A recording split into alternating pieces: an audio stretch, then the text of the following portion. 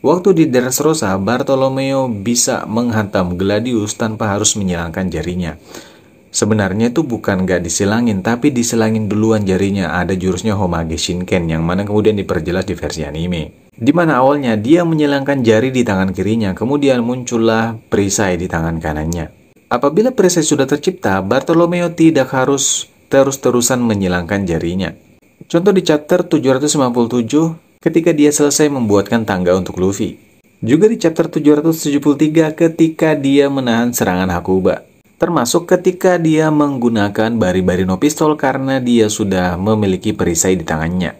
Jadi untuk memunculkan perisainya, Bartolomeo memang perlu untuk menyilangkan jarinya. Tapi ketika perisai tersebut jadi, Bartolomeo tidak harus menyilangkan jarinya lagi. Kenapa kita tuh sering banget ngelihat teori Next Nakama ataupun Kru 10 di kelompok topi jerami? Jadi dikit-dikit ada karakter baru Next Nakama, dikit-dikit ada yang ngobrol sama Luffy Next Nakama, dikit-dikit ada yang naik di kapal Thousand Sunny Next Nakama gitu ya kan.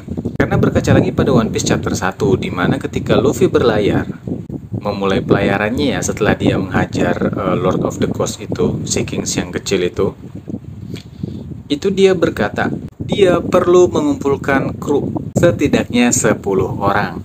Jadi karena di chapter ini Luffy mengatakan hal spesifik seperti itu, banyak fans yang percaya bahwa ini adalah foreshadow dari Oda.